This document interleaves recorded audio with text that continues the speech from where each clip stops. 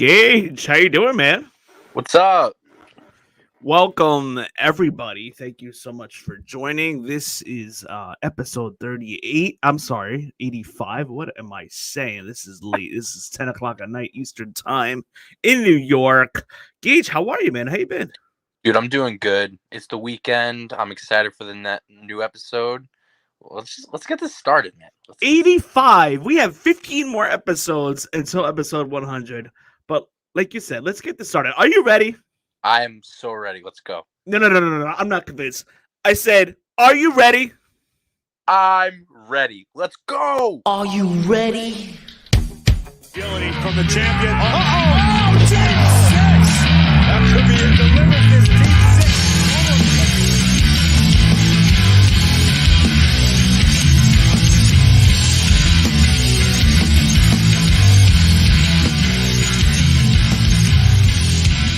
Good evening. This is episode 85 of the Aftermath Pro Wrestling Podcast. Gage, how are you, my man? Dude, I'm good. I'm having a good Saturday night. Had some nice dinner, watched a movie with my family. I'm doing all right. I am finally relaxed here in my chair. Thankfully doing an episode. This episode to you is brought to you by Aha. Some great special seltzer water that you can get from Walmart. I think an 8-pack was like $3. Can't beat that. But this thing is so delicious. Blueberry and pomegranate. And this stuff is not expensive. I'm trying to stay off the soda. Like, I'm kidding you right now. If you guys are like trying to watch your sugar, no calories, no fat, no sodium, no carbs, no sugar, no protein. If you don't believe me, check that out. It zeros across the board if you can see that. But this stuff is really good. Oh, that's so refreshing. But it's so good to relax. Today was just a busy day, busy week. This is my first day back to work full time, at my regular job. After being out of work for 6 weeks. And let me tell you, getting back into the groove, it is tough. And my sleep cycle is a little off. Tomorrow I gotta be up at 7 a.m. out of the house by 8. But all good stuff, of course. Anyhow, so just to let you guys know, next week we will be on Friday, Saturday, Sunday, Monday, Wrestlemania weekend. This is not only the Super Bowl for WWE WrestleMania, this is the Super Bowl for the Aftermath Pro Wrestling Podcast. Last year we went strong with 5 nights. This year we're coming strong with 4 straight nights. Who knows? Maybe we'll slip in an episode on Thursday to talk AEW. We will figure that all out, but we are going all in next weekend. I cannot wait. And the WrestleMania build's actually been really good. Considering my bar has been low. And some of the storylines have been pretty decent. We're going to talk more about it. But I've been watching the last couple of weeks. I'm liking how some of this card is filling out. We're going to talk more about that. But first, Gage, the big news this week: Triple H retiring from in-ring action. Who knows when he's going to be available next? With working behind the scenes in WWE, NXT, what have you. I don't know if you've heard anything or read anything. I certainly haven't this week, but all we know is the big news that Triple H's in-ring performance he's officially retiring, and what a career he's had. What do you think? Yeah, like he's easily, for me, probably top 5 greatest of all time. Like, he's done everything. Like, he is one of those people that, when you think of professional wrestling, you think of Triple H. He's had amazing matches, amazing promos, amazing character work. He had the total package, and then plus all the stuff he's done behind the scenes. Like, he's contributed to the wrestling business extremely. He's breathed and bled wrestling his entire life.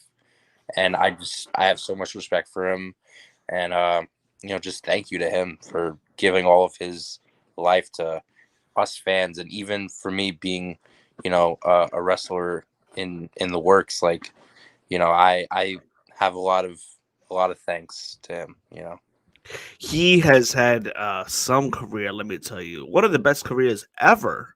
On from an in-ring performance perspective, um, the longevity of his career spanning over 4 decades, not full 40 years, part of the 80s through the 90s, the thousands, and the double digits, if you want to call them the tens, 2010s. So that's basically spans over 4 decades, and that's a pretty fairly long career, longevity wise, and that's relatively unheard of. I don't think, other than Flair, I don't think anybody else will probably get to that. Maybe Randy Orton might come close, but I'd have to brainstorm like which wrestlers have had that long of career. No, Hogan's spanned over 3 decades, maybe late 70s, 80s, 90s. So Hulk Hogan too is spanned over four decades as well. And Roman Reigns is on the 2 decade threshold. I don't think he's going to hit 4, but he'll definitely hit 3, I believe. But just goes to show. And Michaels, how can we forget Michaels? Just made the 4-decade threshold, if you want to consider like the 80s and 90s, the zeros, and 2010. If you want to consider that the 2010s, it's fine. Well, and then he wrestled a match in 2019.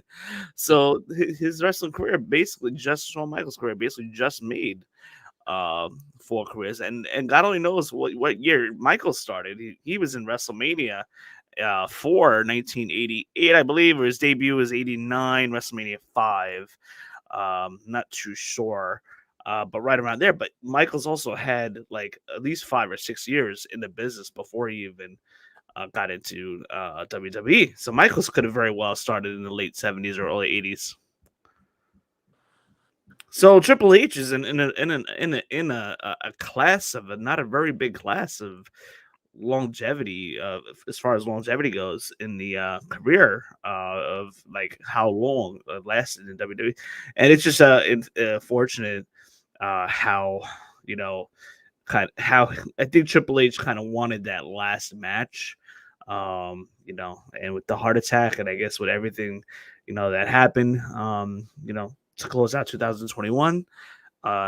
It's, I guess doctor's orders, and he's abiding by and retiring.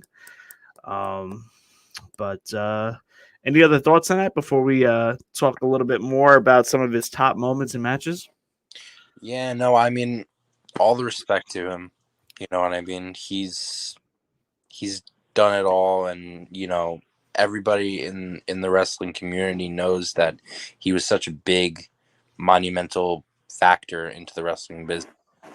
And it's if he does want to come back for that one great match that I know everybody wants him to work with, some of the newer guys that he never got to work with, like AJ, and like he always wanted to say he wanted to work with NXT guys all the time. But if he does come back, he comes back. But I wouldn't, I'm very happy with what I was able to see from him, and he was great. You know what I mean? I heard so many complaints, like you had people on Facebook and Twitter, the IWC, complaining about his work ethic, especially in his younger years. I would say in when he was champion. So basically, you figure 2000 to 2004, Triple H was booked to have the title more often than anybody. And people would say it's because of Vince's son-in-law. He was holding wrestlers down, putting over his friends, and then some people were on Facebook were even trolling other wrestling fans, saying that he's the worst human being for doing that. Never put anybody over, which was maybe a little bit of the case early on. but he's not the Triple H is in the day is not the one that makes the final decisions. I mean, granted, he had the belt a lot, he had the title, and maybe he wanted to be over, but a certain time came. That time came around 2004 when it was time to put some wrestlers over, like Chris Benoit, Batista, later on Daniel Bryan. He even put over John Cena WrestleMania 22. So how can a wrestling fan say that Triple H buried a lot of guys? He put over a lot of guys too. He helped make a lot of the careers, such as John Cena, Daniel Bryan. He actually took he has a pretty bad losing record in WrestleManias. He put over the Undertaker 3 times at a WrestleMania. And so I mean, I get it. It was a little frustrating, the first couple of years between 2000 and 2003, and even into 2004, with Triple H constantly being booked as the champion and stuff. But in hindsight, he was a great heel champion. And he didn't put guys over at times, but later in his career, that all changed. And look what he did with NXT. We got to talk about that. I mean, where's AEW without Triple H running NXT and getting these AEW guys that are now there? Where's AEW if these guys didn't land in Triple H's NXT? After 2015. Isn't like everybody, like besides like Jericho and like Jim Ross that are in AEW now probably have come from NXT? Yeah, think about it. Adam Cole, John Moxley, Keith Lee, and Swerve are there right now. Red Dragon, Bobby Fish, Kyle O'Reilly.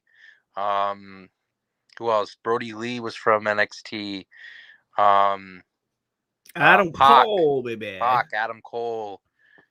So many people that are in AEW right now all came from NXT. Yep, NXT. The talent that has come over from NXT within the last 1 to 2 years has helped give AEW that boost, no doubt about it. I think if you have the same exact roster that you started with in 2019 in AEW, you kind of start running out of ideas, and maybe you become a little stale after a while. But we can't forget Andrade too. How do you forget him? But a lot of AEW's biggest stars have come to NXT, and they're basically, other than Punk was never NXT. Daniel Bryan he was technically the original NXT class. But that was a different NXT then. Not the Hardy Boys. Hardy Boys weren't ever in it, but there were a lot of people. And like you mentioned, William Regal. I mean, how awesome would it be if Tony Khan decided to play WWE's card and make William Regal the general manager of AEW? That'd be freaking phenomenal. That'd be great. William Regal is so good. He is very good. Yeah. I'm not too sure how I feel about the managerial role. I did not watch AEW this week, and I will tomorrow. This week is, mostly WWE week. We're in WrestleMania season, so we just got past Revolution. So the focus heavily was on AEW there. We'll head into WrestleMania next week, so the focus is on WWE. So I did not watch AEW this week to see how Regal's doing with Moxley and Daniel Bryan. But all I know is Regal is one of the best on-air talents I've seen. Yeah, I mean, I wouldn't say go as far as say there's no AEW without Triple H, but Triple H has basically him in his work with NXT, basically has the ripple effects that are now benefiting AEW right now. And let me tell you something, Adam Cole, like if you take Adam Cole, Keith Lee, all those guys from the indies and just throw them straight into AEW, I don't think they're as over, or I don't think the arena is drawing as many fans as they are now because of the work that they did in NXT on WWE TV and the exposure they got in the past couple of years. These guys didn't get much exposure in the indies. So if you're going to, watch AEW, you're watching guys from scratch. You don't know who they are. Maybe you'll change the channel. I don't know. But these guys were built, and now that draws a lot more fan interest, which is why you're packing out arenas. You have a good buys, a pretty decent rating, young in there. Dynamite career on TNT or TBS rather. But what do you think? I mean, do you think that AEW is successful as it is now? Let me backtrack. Do you think AEW would be successful now if Triple H hadn't built the NXT and have a landing place for guys like Adam Cole, Keith Lee, Red Dragon, and on the Andrades, and what have you? What do you think? I'm not 100%. No, I don't think. I think your point was pretty spot on. I think obviously Triple H built a lot of these guys in NXT as top stars. I guess you could say Keith Lee was really, really big in NXT. Swerve, former North American champion. Andrade, former NXT champion. Red Dragon, part of the Undisputed Era, one of probably the best thing NXT has ever put out. All these people that are now doing work in AEW, I don't think they would be as over in AEW as they are now if they weren't in NXT. Obviously, they had their stuff in the indies. Everybody, they were kind of former Ring of Honor people, indies with, PWG, one of the biggest indie promotions out there. Everybody that was in AEW was in PWG before. People in the indies knew who a lot of the people that are in AEW are in now. They knew who they were. So they were able to, fall into AEW. But I think you were pretty spot on. I don't think they would be as over as they are now and as made AEW as important as it is now if it wasn't for what they did in NXT. Yeah, I mean, listen, when you're on NXT stage and WWE stage, you're getting the most possible exposure you could possibly get, and if you get over, you're over with the fans, and that is going to carry over wherever you go. So yeah, that's my point. That's my point right there. That's Yeah. Triple H's NXT has impacted the entire industry. He's done a number of things that has changed the course of history in WWE, believe it or not.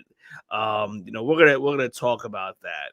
I also want to talk a little bit about Scott Hall, but we're gonna get to that later.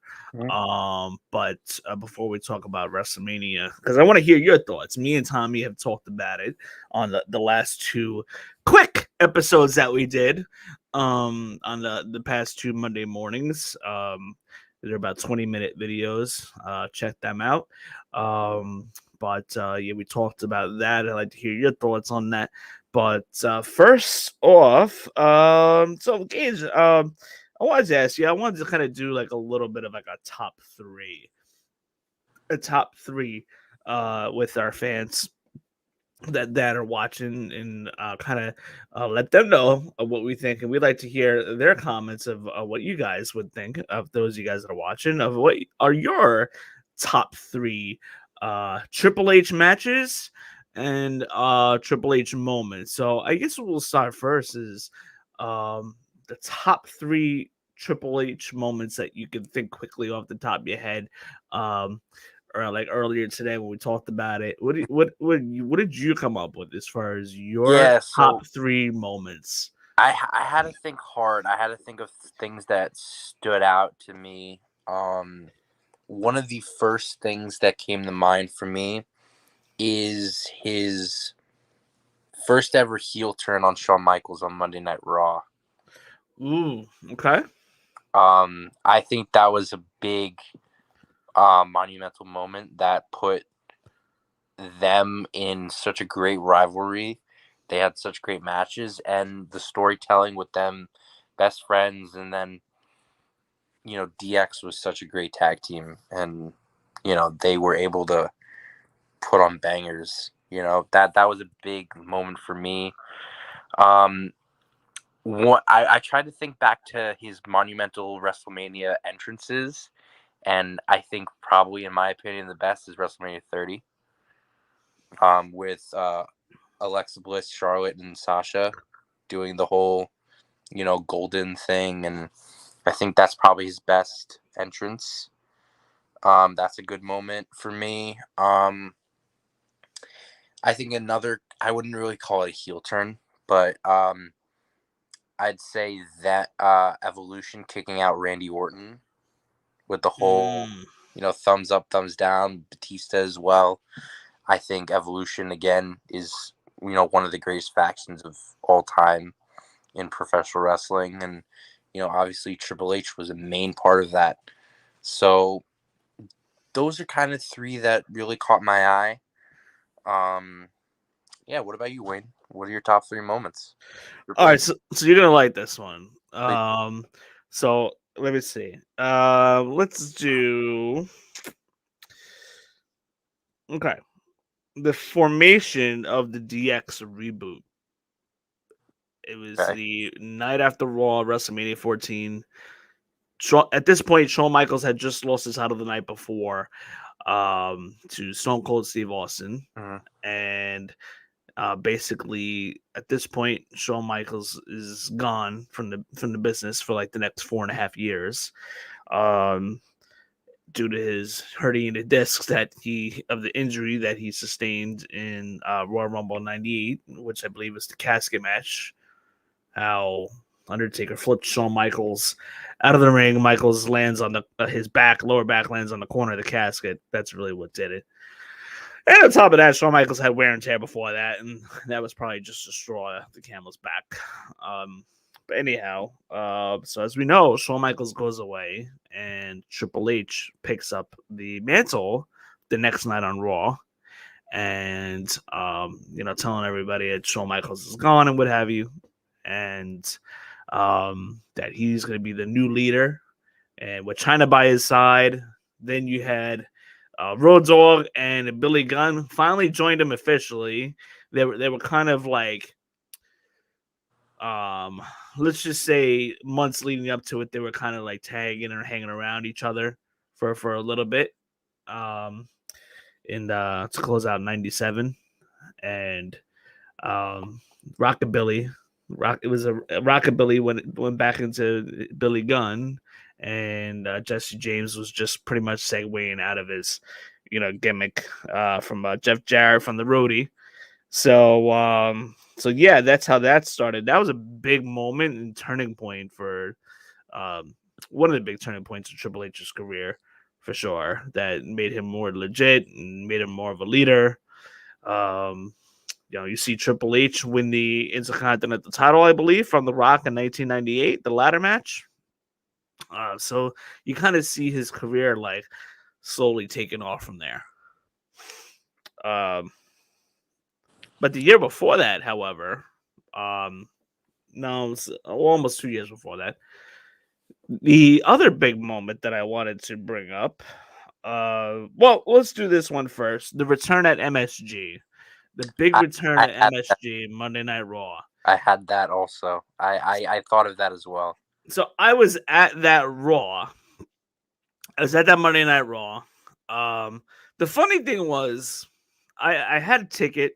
Me and a couple of my friends, some of whom I still go to wrestling events with to this day. But a couple, myself and my friends, were at Penn Station. We went to get Roy Rogers. I'm pretty sure it was. And I sat down, and my Raw ticket fell out of my pocket. So I lost my ticket, and I was pretty much screwed from there. Obviously, there's nothing they could do about it. I went to the box office. There was absolutely nothing they could do. Obviously, it would have been convenient if I had the ticket on my phone. But what happens if you lose your phone? That's that's a problem. But still, it would have been, I think people are, more careful with their phones more than any other possession that they own. So maybe it would have been great if my ticket barcode was on my phone. But no, that wasn't the case. My ticket must have fallen out of my pocket on the floor. I didn't realize it until we got up to the garden and we were about to get our ticket scanned. I couldn't find my ticket. So, unfortunately, what I had to do was buy another ticket. Thankfully, MSG wasn't 100% sold out yet. It eventually sold out, but thankfully, I must have gotten tickets of seats that either were still open or maybe they just opened up. So I bought a random ticket, another $75 out of my pocket. Thank God I had the money on me at the time, and I was able to get in the garden that night and see one of the biggest returns of all time. Triple H's music hit. It was advertised for a good week or two that he was coming back, and that was one of the biggest pops I have ever heard.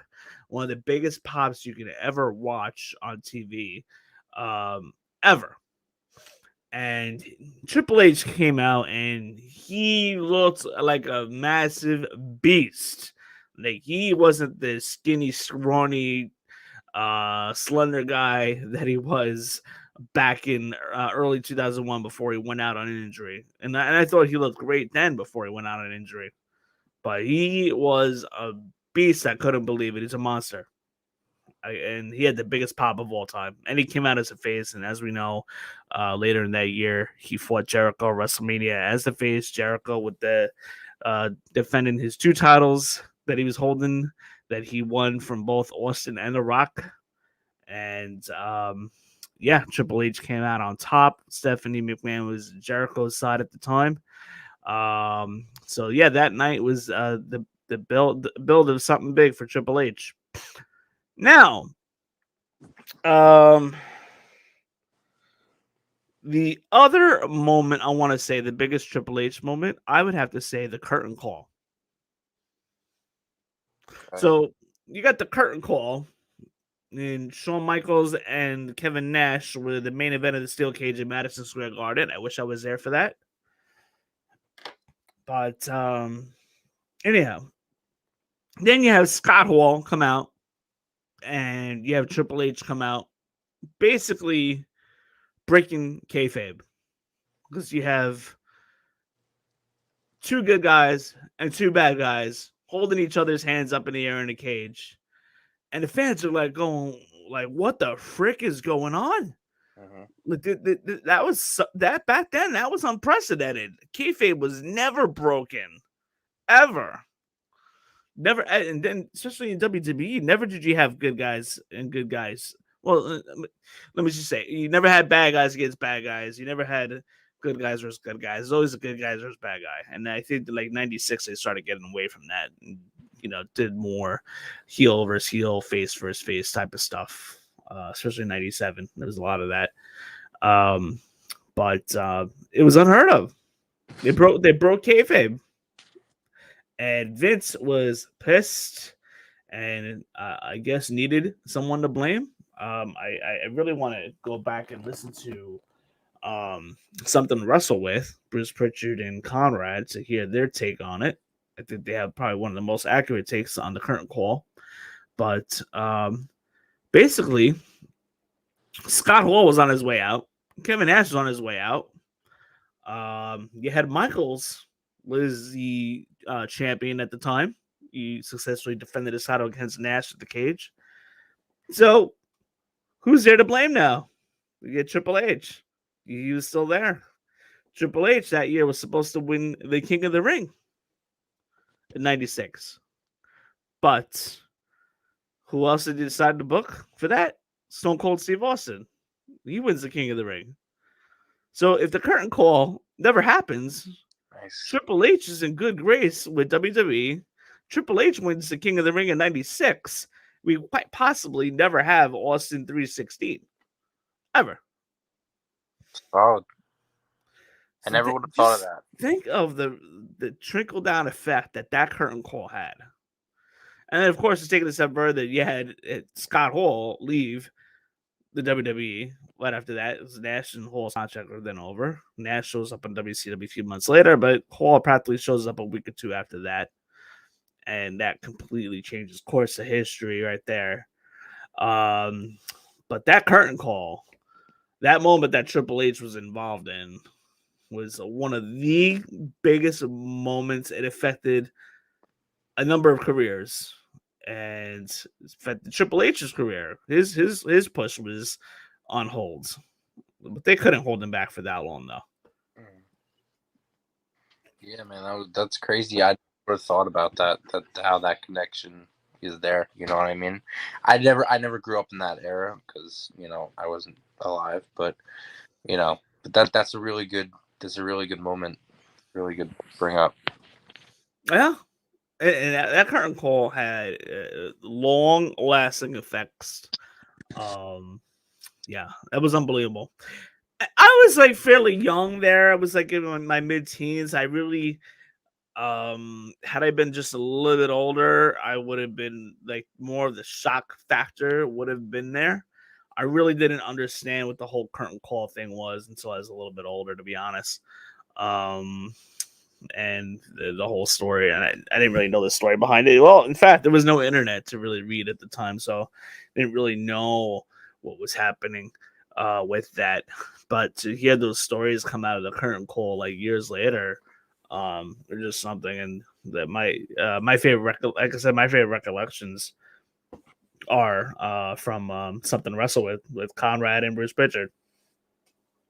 But now, top 3 matches, go for Triple H. What are your top 3 matches? Some of mine I thought off the top of my head. I didn't really dig deep. Like I just thought of, I brainstormed really quick. But I'd like to hear yours first. Okay, so there were obviously 2 that I really automatically think of. One has to be WrestleMania with Undertaker inside Hell in a Cell with Shawn Michaels special guest ref. Just the impact and the end of an era type thing, the match, the moments, the falsies, the kickouts, the WrestleMania kickouts, everything, the storytelling is just, it was great. You know what I mean? How the storytelling with Michaels going 2 losses, Triple H going 2 losses, and then Shawn being there for the second loss for Triple H. It's crazy. You know what I mean? That was one thing that I remember watching and just seeing wow, that's crazy. Also a match that I'm very, very fond of, the triple threat match between Triple H, Shawn Michaels, and John Cena. I believe it's 2009. Okay, yeah, Orlando. I was there, WrestleMania 24. No, not Mania. It was a Triple H. Hold on, Triple H, Michaels, Breaking? and Johnson. No, okay, no, that was okay. So 2. Okay, I got that confused. It was a different pay-per-view. It was when it started off and Shawn super kicked Triple H right out in the beginning of the match, and it was that big moment of you assume DX is going to team up on Cena. Shawn hits that super kick, Triple H is out, and then Shawn and Cena work, and it was that big moment that and that match flowed so well. They had the chemistry, they had the storytelling there. That was one of my favorites. And then this is one match I remember watching with 2 of my friends a little bit after, a couple years after, because we fell off. 2009, it was the Hell in a Cell match between DX and Legacy, which was, I enjoyed DX and versus Legacy's rivalry personally. I thought it was very underrated tag team rivalry. And then that obviously leading up to Shawn's retirement and Triple H, being one of those people that, was able to, do that storytelling with him. And, it's the storytelling that's where I'm at. And those were 3 that I thought of. It's always hard to think of top 3 best, but those are like my first 3 that I thought of for some reason. I wouldn't necessarily say top 3 best, but those were my first 3 that came up because I couldn't think of anything else. But So what you got? Shawn Michaels was acting like a little baby doing that match. Of that steel cage match, crying in the corner. Give me a break. Yeah. They also didn't they have like a 2 out of 3 falls or like a last man standing or something where they went into the fans? That I thought of first, but I couldn't remember what it was. Triple H and Michaels versus Legacy versus DiBiase and Rhodes. I think there was. I don't remember that. It was 2008, 2009, like the 2009. It's kind of like a fog to me, to be honest. Yeah, but that was what I originally thought of, to be honest. That was what I originally thought. I just couldn't think of the match. All right, so top 3 matches for me is we got and I'm saying this because of the moment that's with it too. Triple H versus the Big Show for the WWE title Raw January 1st, 2000. So Triple H won his first title. He cheated. DX and Stephanie were involved. And you see Triple H win his title. Big Show had had won the title in Survivor Series 99. But he lost it. So Big Show only had it for a month and a half. He had one title defense in that December against the Big Boss Man, and the month after that, you had the first Raw of the new year, January 4th, Triple H versus the Big Show, and you see Triple H win his first title. He looked great, looked like $1 million. And you see the black and green balloons all coming down from the top. Like, it was crazy. It was nuts. I've never seen so many balloons come down before. So that was a pretty cool moment. And it's probably just for the overall, the moment, I would probably go back and watch that match like once or twice. I would check it out. But just for that moment, I thought it was pretty cool. Now, I, too, have Triple H versus Undertaker, but I have... At 18? No. And that was 17, by the way. 17? But 27. Yeah, the one before? The 1 year before. The reason being is, even though it's Triple H in a losing fashion, I liked the storytelling with Undertaker tapping out Triple H, but the storytelling of Triple H is about to submit, but then he gets a little burst of energy really quick, and he's reaching for that sledgehammer, and then he slowly fades, and you think the fans think, they tease the fans into believing that Triple H is going to grab this sledgehammer and use that to knock him out and break out of, I want to say, what the Hell's Gate, but that wasn't the case. But just the whole storytelling of that match. At this time, the streak of The Undertaker was alive and well every single year. It was the streak at this point was a thing. And great crowd. The crowd was hot. I enjoyed the WrestleMania 27 version of Undertaker versus Triple H. I thought about that. I liked the Hell in a Cell the year later, but I just felt like there was a little convolution at times. I don't know what Michael's in there and whining too much, and I thought, I don't know. I just wasn't a fan of that. Super kick into the pedigree and the kick out. It was a moment. Yes, that was a good moment. That was a great moment. You know what I mean?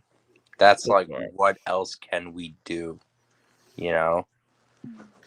Oh, and I also have Triple H versus Cactus Jack. The hardcore match? Royal Rumble 2000. Okay. And then Mick Foley's retirement match was a month later at Hell in a Cell, where Foley goes through the cage again with Triple H backflipping him, and you see Triple H with the lit up torch of the barbed wire. And that was a pretty cool visual. And then, you see Mick Foley earn one last chance at WrestleMania 16, and then Rick Foley's official last match was WrestleMania 20 that I can recall. But I digress. Triple H's match with Cactus Jack, that hardcore match was just awesome. Great story told. Cactus Jack putting Triple H over. Cactus Jack and Mankind really helped to make Triple H's career. Yeah. Really did. Yeah, they had great hardcore matches. Like, didn't they have a hardcore match at Mania? Or am I getting mistaken for something? Well, it was at WrestleMania 16. It was the 4-way with The Rock, Big Show, Triple H, and Cactus Jack, and with one McMahon in each corner. So it was almost like a family feud. Okay. That was going on with the McMahon. So it was like a storyline within it was like two separate storylines. You had the McMahon storyline intertwined into these 4 wrestlers in the 4-way match. Okay. So each McMahon was representing a different wrestler, and then the whole screw job at the end of WrestleMania 16 with Triple H going over happened. But yeah, the Triple H versus Cactus Jack stuff was like phenomenal. It was great. Mick Foley makes everybody look good. So moving on, your thoughts on so that pretty much wraps up the Triple H talks and our top 3 moments of Triple H's moments and his matches. But I want to segue really quick before we start talking about WrestleMania.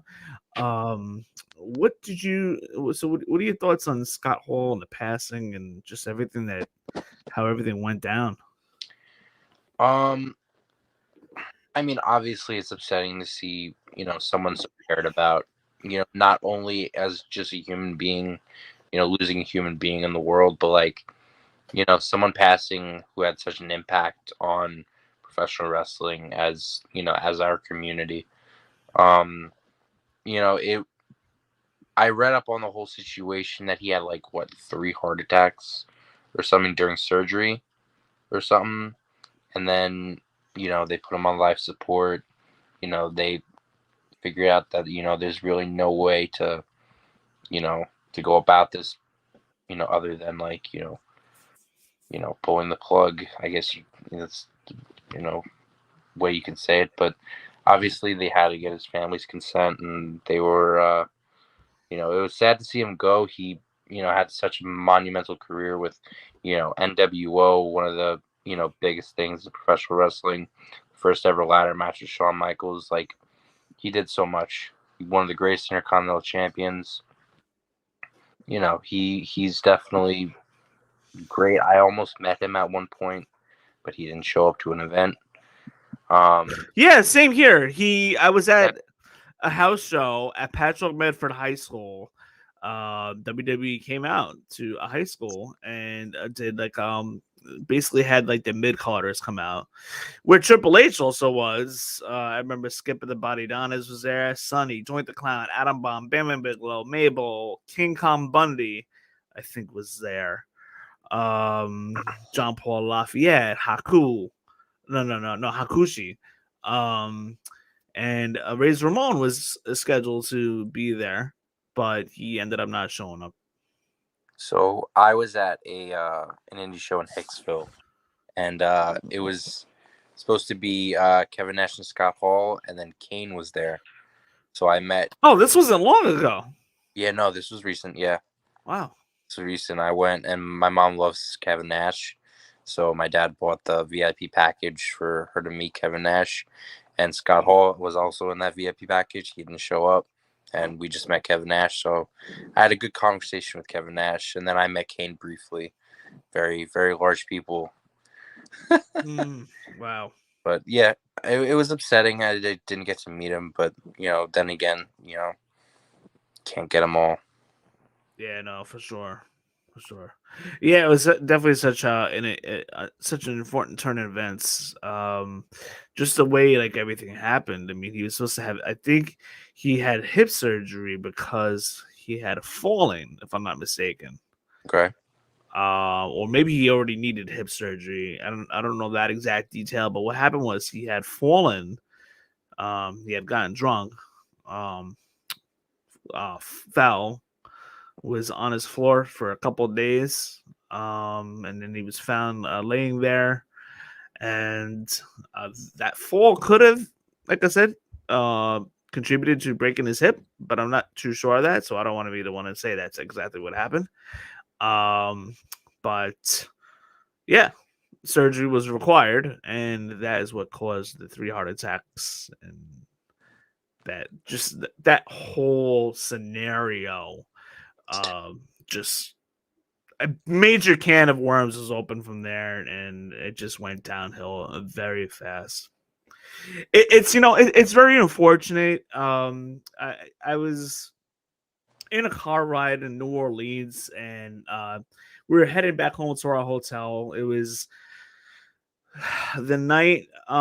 It was after WrestleMania, so it was the night before Raw, or it very well could have been the next night on Raw, and we were on our way home. But it was Arizona WrestleMania 26, and I was talking to the guys in the car, and like I noticed Ultimate Warrior did not look good at all.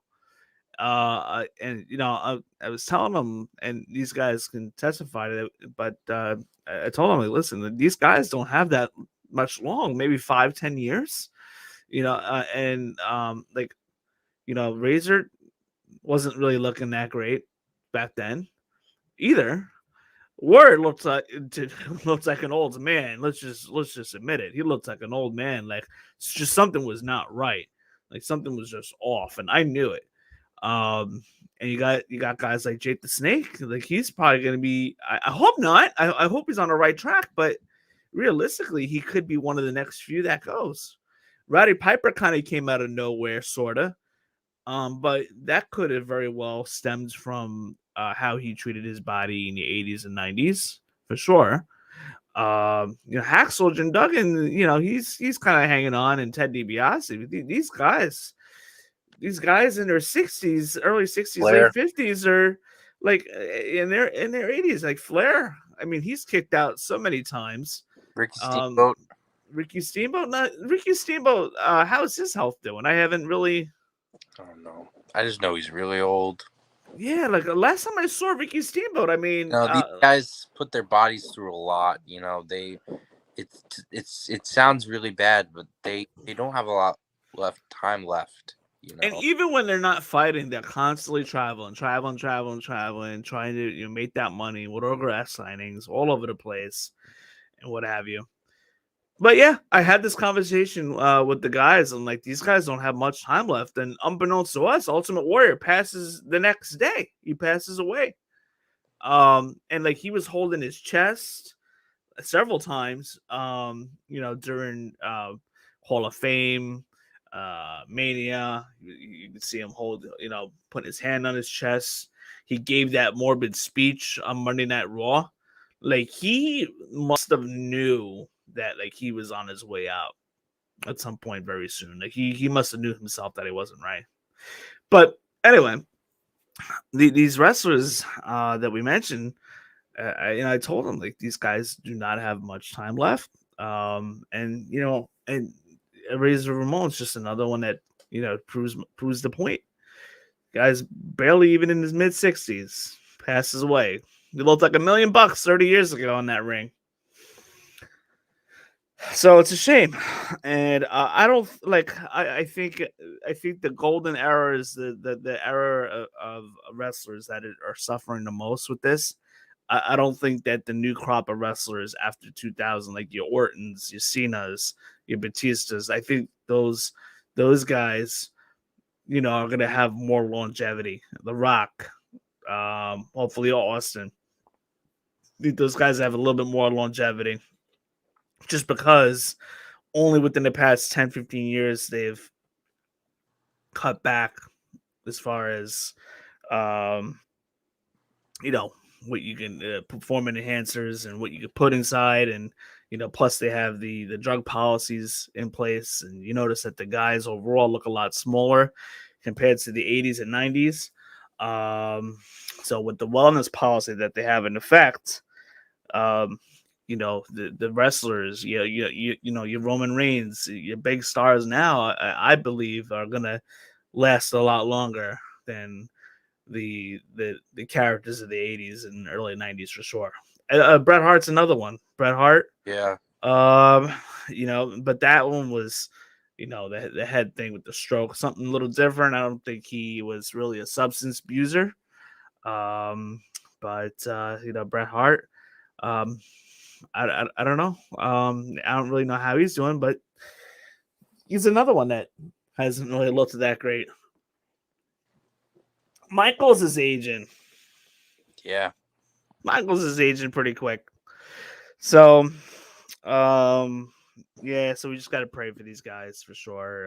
It's not an easy life, especially the road that these guys were on in the 80s and 90s and what have you. It's very, very taxing. I mean, Gage, you take bumps, Yeah. But moving on, WrestleMania 38 is a week away. Can you believe that? Yeah. I mean, it seems like it comes so fast, but it came fast. Dallas, Texas. Yeah. The home of WrestleMania 32, now the home of WrestleMania 38 as well. Great stadium. I'm very curious to see if this stadium gets packed out to the top like I remember in 32. I hope so. I hope so too. I mean, this is a better card. It's a better, more attractive looking card than what WrestleMania 32 offered, for sure. I agree. WrestleMania 32 is probably one of the bottom 5 to 10 worst WrestleManias, maybe like bottom 5. Okay, I'd have to go back. If I have to watch all 30, well, I'm not gonna have time now. I used to do it every year, watch the WrestleManias from the beginning. So I didn't think of doing it this year. Just time just went by so fast. But if I have to rank all 38 WrestleManias, or 37 rather, 32 would be close to the bottom. It would be very close to WrestleMania 9, 11, and 13 for sure. Yeah. Anyhow, Dallas, Texas next week. Us as a podcast will be on Friday, Saturday, Sunday, and Monday. Monday being the post show and the official wrap up before we take a nice little 2-week hiatus. But we have a 2-night WrestleMania. The card seems to be shaping out pretty decent. I'm looking at it, and maybe the Sunday is a little stronger. But it always is. Yeah. But both nights are looking pretty good. Let's start with WrestleMania Saturday. Yep. So far, we have the SmackDown Women's Championship, Charlotte defending against Ronda Rousey. That feud is coming out pretty good. I'm fully expecting Ronda Rousey to come out on top there. What do you think? I agree. Yeah. Raw Women's Championship, Becky Lynch versus Bianca Belair. Same night, Women's Championship? So it's going to be 2 Women's Championships that first night. So the tag titles are on the second night? Yep. Interesting. Yeah. Seems like they want to do a unification, maybe. That they're going to, end up doing that the night of and say, hey, these 2 women won night 1, the unification on night 2. I don't know. I don't know about that. There's been no talk of a unification. There should be. There should be. No, there should be. If they're unifying the world titles, then yeah, they have to. They should. You would think so. Some people believe it's just a temporary unification, and then one of the titles is going to be maybe redistributed via a tournament or some kind. Okay. So I don't know. I think they see. Makes no sense. If they're unifying the title, keep it unified. Yeah, I agree. It'd be good for ratings too. I don't know. The Raw side is harder. If they're doing the unification, I see Becky winning. If they're not, I see Bianca winning. Because I know they want to do Becky versus Ronda. You know what? They might even say that for next year's WrestleMania, to be honest. That's boring. Well, no, it's not boring. It's Los Angeles. They want to put their biggest match possible out there. It's boring. Because if you really think about it, all right, so let's just say you utilize that match this year. What do you do for next year? What do you have for next year for as far as the women go? Build better stars that they haven't pulled the string yet. You know, like get your Liv Morgans finally over, get your Rhea Ripley's over, get your, Rhea Ripley's been floundering a lot lately. Your Shayna Baszler's, get your, Shayna should definitely your be in women spot. from NXT up, get your Raquel Gonzalez's, get your Io Shirai's, get your Candice LeRae back from being pregnant, get your, Dakota Kai, try to, they can build off of a lot of things. They just need to pull the strings. Yeah, and listen, and those other wrestlers you mentioned from NXT, they could bring them up and just kind of round out the NXT women's tag team division quite a bit. Yeah, I would, again, I would like you said, I would merge the women's division, merge the women's tag titles, merge the women's single title, and just make some tag teams here. We need tag teams. To keep crazy. them as tag teams, not just put. WWE has a habit of together. splitting. They have a habit of splitting tag teams, and when they put tag teams together, it's like strange bedfellows, like Randy Orton and RK Bro. Thankfully that's working out. Mm-hmm. But Vince McMahon does not. It's totally opposite AEW. Tony Khan loves the tag teams. It's very structured, as opposed to WWE. Because not so much. Vince doesn't. If Vince doesn't like tag teams, just get rid of the whole tag team concept. Get rid of the titles. Everything. Just get rid of them. Yeah, that's boring. If he doesn't like them, give it to him. If you're gonna have tag team titles, invest in your tag team division. Make tag teams and keep them that way. Should have everything be over. People like tag team wrestling, have good tag team wrestling and book it correctly. People like women's wrestling, have everything, have all your women be over and, book things correctly. Same with the men's division, So I definitely do not see a merge and a unification this year. Although it's a nice little idea to maybe throw in last minute. You could do a night 1, night 2 type of thing. And I think they should, quite frankly. I think they should, but I don't think they will. And we got the Kevin Owens hosting Stone Cold Steve Austin on a KO show. I'm fully expecting Stone Cold Steve Austin to give the stunner on KO here. I'm expecting a little brouhaha, so to speak. Apparently, I think there's gonna be physicality for sure. Oh, absolutely. Apparently, it's been rumored that this is closing out night 1. This closing out night 1, no kidding. I've heard things. That would be pretty interesting. I've heard things. Okay. Because there is no world title match for night 1 because they're unifying on night 2. So I think Stone Cold in Texas closing out night 1 is the way to go. Okay. I mean, I wouldn't hate that. I would normally think like if they didn't do that to close it, maybe they would open the show with it, considering how they opened some WrestleManias with The Rock doing a promo in 27. There was another WrestleMania 30. How could you forget Hulk Hogan forgetting where he was, what a stadium he was in? He thought he was still in the Silverdome. Anyhow, but WWE has had a habit of opening shows with segments. So I wouldn't be surprised if they even opened with it to come in hot.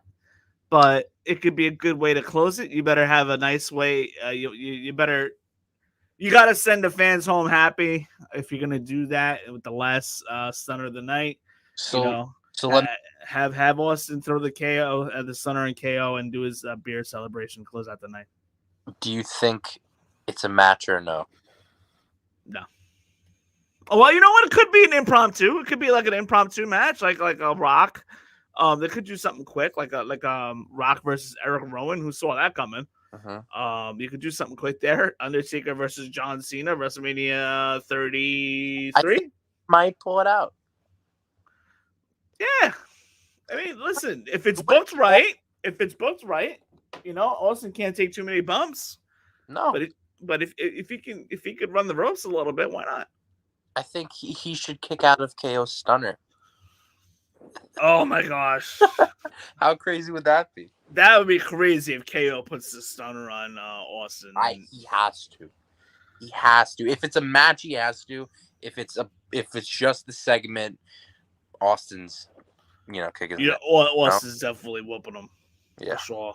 Either way, no matter how you break this down, however this thing gets booked, Austin's coming out on top. There's no doubt about it. Does Kevin Owens look good from this? Absolutely. Yeah. Okay. Absolutely. KO is just this needs to put him into, world title booking, possibly, singles title booking, give him the US title, give him the Intercontinental title, give him, a tag team with Sami Zayn or whatever. Just book him correctly. Or maybe continue the friendship with Seth Rollins after Mania. I wouldn't be mad at that either. Yeah, and then go for the tag titles. But again, kind of strange bedfellows, but not really, sorta. But considering their history, so I really shouldn't even say strange bedfellows. But the storyline is just, it makes sense that they could do that there. Yeah. So let me see what else we got here for night one. Edge versus AJ Styles, which I'm expecting to be a good match there. I don't really have an exact prediction yet. I think Edge goes over though. I think yes. I think Edge goes over, but I think it's gonna be one heck of a match. Oh no, they're gonna keep going. Like yeah. It seems like WWE's kind of invested in this whole Edge with the new, kind of like the sort of repackage, the new song and everything. And just so we'll see what we got going on there. I'll have a better prediction for that next week on our official prediction show. But Rey and Dominic versus Logan Paul and The Miz, this will probably be the part where I end up stepping away for a few minutes to go to the bathroom. But I'm wondering if Rey, his mask gets taken off again. I'm wondering about that. I'm wondering if they're kind of telling a story there, and that match is going to be kind of used for Logan Paul or Miz to get a pinfall on that match for the win. Either way, I don't see Mysterio winning. I think one of the celebrity matches, one of the celebrities is winning. Yeah. Depends on who. Drew McIntyre versus Happy Corbin. We all know Happy Corbin's taken that finisher move, the Claymore kick to the face. Drew McIntyre is going to pin Happy Corbin clean. I'm fully expecting that. Nothing too crazy going on there. I mean, we had what's his name, Riddick Moss, but his current name I'm forgetting. Madcap Moss. Yeah. So I mean, he's had some great matches with Drew McIntyre for sure. And Madcap Moss looks very good in those matches. But excuse me. But Drew McIntyre, other than that, for me, the whole thing's kind of falling a little flat, and they need to move on from that. Mm-hmm. Me and Tommy called this since the Royal Rumble that they were going to keep going with this, and sure enough, they are. SmackDown tag titles: Usos versus Nakamura and Boogs. Usos are coming out on top there. I'm led to believe. I don't think Nakamura and Boogs. I mean, although Boogs has been featured more heavily, but I think Usos are retaining the tag titles, which leads me to believe that Reigns will retain the next night at Mania, and they still hold all the titles. But we'll get back to that in a moment. Night 2, Pat McAfee versus Austin Theory, which I am definitely looking forward to. It's a pretty cool feud, I'm not going to lie. Pat McAfee is just amazing. Just to listen to his mannerisms, very fun to watch. I fully and pretty when he had that match with Adam Cole in NXT, which WWE doesn't even talk about. Pat McAfee surprised a lot of people. And this is going like 2 years ago now. He So was just also working with Adam Cole, who's great, you know. And Austin Theory, I'm expecting is gonna, like, over the course of the next year, is gonna be featured even more. Between now and next year's WrestleMania, more prominent role for sure. Queen Zelina and Carmella, the women's tag team titles, defended against Sasha Naomi versus Rhea Ripley, and Liv Morgan versus Natalya, Shayna Baszler. I'm kind of thinking Liv Morgan's gonna get a little bit of a rub here with Rhea Ripley as a tag title holder. What do you think? That's probably a harder match. It's a harder match to call because he also got Sasha and Naomi. It's gonna be one of the babyface teams. Yeah. RK Bro versus Street Profits versus Alpha Academy. A little bit of a hard one to call. I mean, RK Bro just got their tag titles back. I don't see them losing it.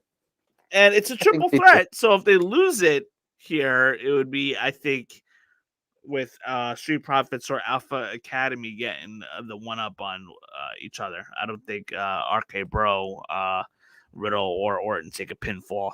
So if they lose it, I think they lose it cleanly by not getting pinned. I have the quote unquote underdog winning, which I think Alpha Academy is going to win. But like sneaky stuff. Okay. Able pinning somebody. I don't know. Yeah. I could definitely see that for sure. I could definitely see that. Johnny Knoxville versus Sami Zayn. This is a pretty interesting one to call. Win. You know what? Maybe not, because I'm interested to see what kind of bumps that Johnny Knoxville is going to take. Yeah. But in the end, I think Sami Zayn wins this one. Probably. For sure. They're like that. I think their feud building up is hilarious. Yeah. I think Sami Zayn's doing a great job of putting him over. I skipped a little bit. I kind of brushed through. I gotta watch it again, but I kind of brushed through that a little bit on Friday night on TV, but like on social media. Okay. You follow Sami Zayn on social media? No, I do not. Oh, it's great. It's great. He's taking videos. Apparently, Johnny Knoxville leaked his phone number on a plane, and everybody's blowing him up with text messages and phone calls. And was that really real? Sami Zayn's real phone number, though? Yeah, he's obviously going to change his number after Mania, but that's funny. That's hilarious. Of course he's going to let that happen. That's funny. That's funny. Very funny. Wow. Brock Lesnar versus Roman Reigns. I mean, this is kind of a tough one to call. They've been booking Brock Lesnar pretty strong here, but I don't know. How you book this, because Roman Reigns is there. We know he's not going anywhere. Is Lesnar going to be willing to show up on Raw and SmackDown every single week with the belt? Nope. Or is he willing to show up 1 week on a Raw, 1 week on a SmackDown, another week on a Raw, like kind of like, switch back and forth once a week? Okay, here's the real question. What does Brock Lesnar do in WWE if he loses? I mean, listen, WrestleMania is over. He might go away for a little bit. He'll probably go away, right? There's nothing for him to do. Be chopping some trees down or doing some lumberjack stuff. I don't think whether he loses or wins, I don't think there's a plan for him. I think there's a plan for Roman Reigns. Mm-hmm. I think they possibly, if all the rumors are true and everything like that, with the dream match between Reigns and The Rock. Yeah, me and Tommy have been talking about it for almost 2 years now, with Reigns versus Rock, probably WrestleMania 39. Yeah, so I say he comes out right after he wins and stares him down, or he does what he did with John Cena. The night after they had their first match, he comes out on Raw, and they automatically set up for a year in the making and just go a second time. So you think that The Rock potentially could show up in Dallas? I think so. That's interesting. You could do that, and that would be great long-term booking. And Yes. I'll put butts in the seat. You're in advance. At least, yeah. I mean, come November, you'll know what the match is going to be. Yeah. For that following Mania, which hopefully I'll be at, because I'm going to Double or Nothing in Las Vegas, and just on the hotel, the car rental, and this is just even and the plane flight. You know, we're in a lot of money already. So between the two of us, we're about $800-900 a person, and that's before the food, and that's before any of the festivities that we do over there. You know, but LA is looking pretty good for WrestleMania 39 to be in attendance for, no doubt about it. But anyhow, Rockin' Reigns is very well probably going to happen. If you're going to do it, you want to do it in LA or WrestleMania 40. Don't disappoint people. That's what I would say. Because now, after LA, you got WrestleMania 40 looming. I wonder where that's going to be. Please don't do that life again. That's just like... Don't always announce like Mania like 2 years before, like where it's going to be. I would think they were doing it like a year or two before, and during the pandemic, they pretty much told you that they were doing... They pretty much laid out three cities for you in a row. They pretty much laid it out for you. So we don't. But typically, it was always done about 13 months before, a couple weeks before Mania. It was always leaked that and announced that it would be at whatever city the following year. So traditionally, WrestleMania venue was always announced the day of WrestleMania as WrestleMania was happening, and that was always exciting for us as wrestling fans, finding out where next year's Mania would be. And then especially when we started going to WrestleMania, that's where the excitement started. Like, always wondered where we're gonna go next year. We've been to 11 WrestleManias already, and so that was always exciting. So it was always done 1 year out originally, and then in recent years, the past like 2-3 years, a couple of years now, they've announced a couple in a row. So how about this? Come back to New York. I don't want it back in New York. I want to travel somewhere. I want to travel somewhere. That'd be cool. I want to finally see a WrestleMania. I've never been to WrestleMania. Yeah, it's. I mean, next year's a big one. You should even consider going next year. You know, I'm gonna try to hang out with Chris Van Vliet that night during the WrestleMania weekend. Me and Tommy are gonna make the plans to see him. So, anyhow, yeah. So I guess we'll find out eventually. So what else do we got to cover, really? Okay, and then a couple things that are possibly in the making for Mania. We saw on Monday Night Raw, Omos, starting to call out people waiting for his next challenger. We've seen him against Commander Aziz the past couple of weeks. It looks like it hasn't been announced because I officially announced because I looked on the WWE website. It's not listed on there yet. It might be listed on a couple other sites. But I'm expecting Finn Balor against Damian Priest for that U.S. title. Again, it was not listed on the website, but I'm pretty sure that's where that's headed. You got to believe that there's going to be some filler throughout the night other than the musical guests. You got to believe that throughout the weekend, the 24/7 title will be on the line just to fill up some, empty segments or what have you. That's definitely going to happen. Any Intercontinental title matches? Oh, yeah. So, yes, I thought about that. So I just got done watching SmackDown literally a half hour before we got on this show with Ricochet fighting Sheamus. What's his name? Nope. The Spanish Angel. What's his name? The Spanish guys. Andrade. Angel Garza. Yeah, Angel Garza. Angel Garza cheats. Carrillo helping Garza get the win. So he walks out of there. Ricochet is like, no, this is not going to happen like that. So the referee lets Ricochet get Carrillo in the ring, and now he wants to fight Carrillo, and then Carrillo wins because Garza holds Ricochet's feet on the outside. Ricochet gets counted out. He was trying to get back in the ring. So basically, it was considered a contenders match. I don't know why they call it that, for the Intercontinental title. And Ricochet loses both matches. So that being said, I can see Ricochet with this close, being this close to Mania. I can see Ricochet going against Angel Garza or Humberto Carrillo. Give him another ladder match. Hey, listen, there's not that much time left to build this. In fact, the night before Mania on a Friday night, they're barely gonna have like 3 matches probably that night. That SmackDown the night before Mania. Ladder match. How about this? Put on like for the pre-show, the kickoff show.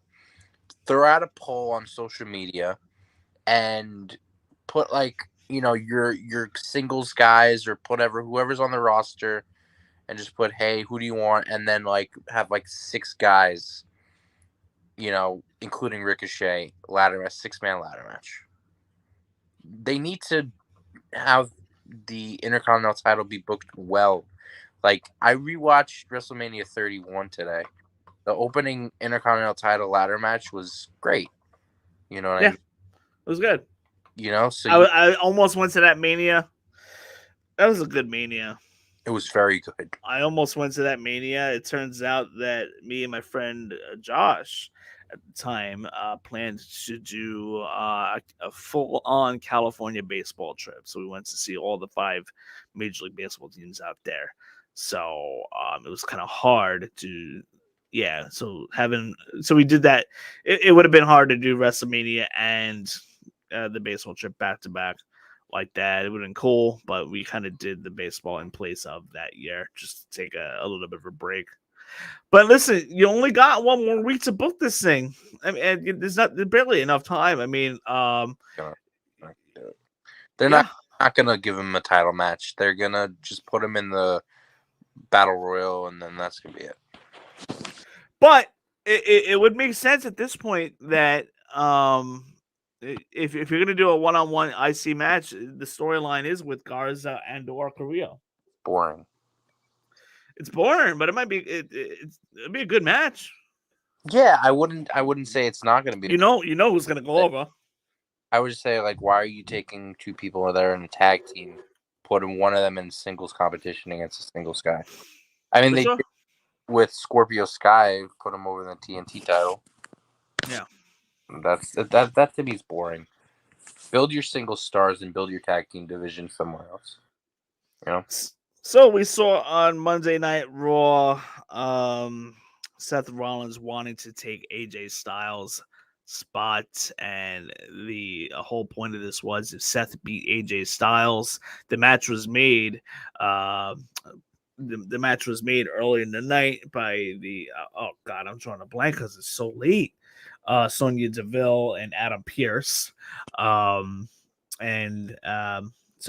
the match was made. Seth Rollins, if Seth Rollins were to beat AJ Styles on Monday night, then Seth would take AJ Styles' spot to take on Edge. So that is basically one of the opening segments. I think that was like I don't think that wasn't the opening segment.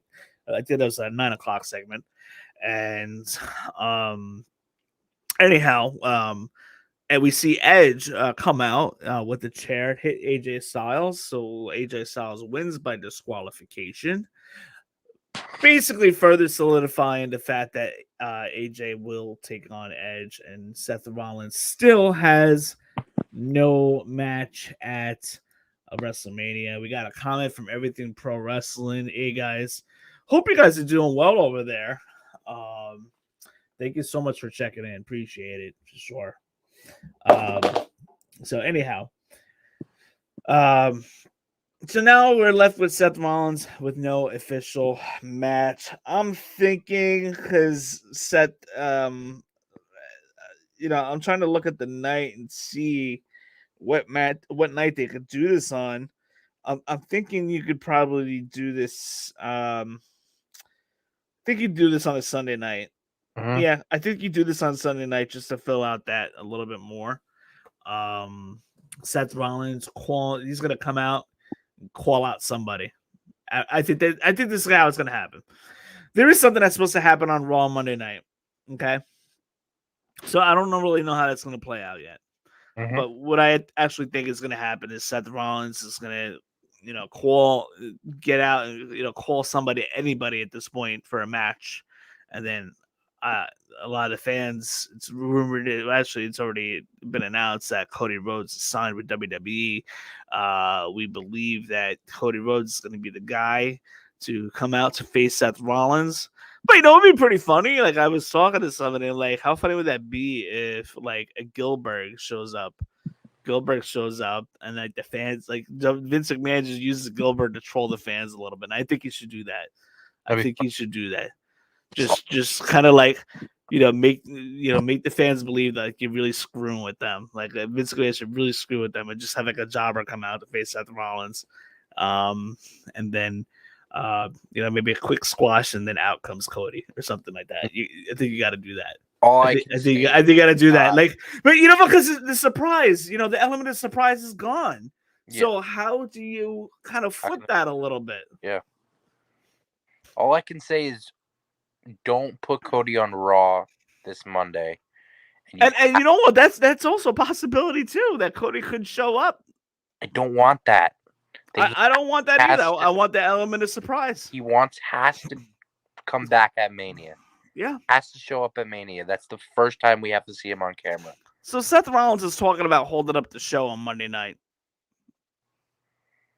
Yeah, isn't it like, didn't they post something on social media that like Vince McMahon's like, Seth Rollins, see me in my office at 9:00 p.m. on Raw or something, and there's like a little segment talking about what he's doing right now isn't okay, and we're gonna figure out what you're doing at WrestleMania. I think they posted something about that. I think this has been a pretty good storyline so far. Yeah, but the element of surprise is gone.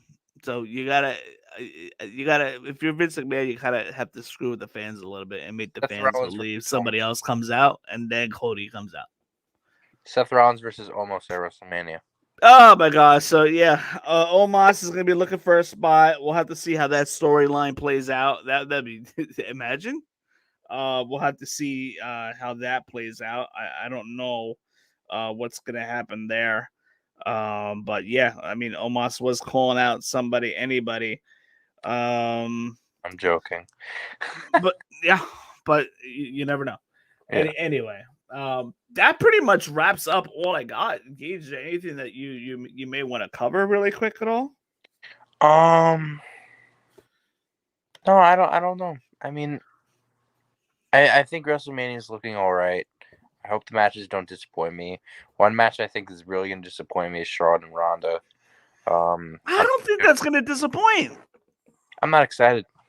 I mean, really, I'm kind of excited for it. We know. I have a feeling Charlotte's losing easily. Yeah, but it's not. I don't think it's. I still am not behind Ronda, especially after the comeback and how crappy she's been working. She can't sell, she can't execute moves. Charlotte barely sells for her, so I think it's, I don't know, I'm not excited for it. I want good matches. I want them to put a stipulation on Reigns and Lesnar. After what happened on yesterday, with the whole, chair shots to the security guards and everything, they have to end up putting a stipulation on this match just to like solidify the end. You know what I mean? Interesting. What kind of stipulation you have in mind?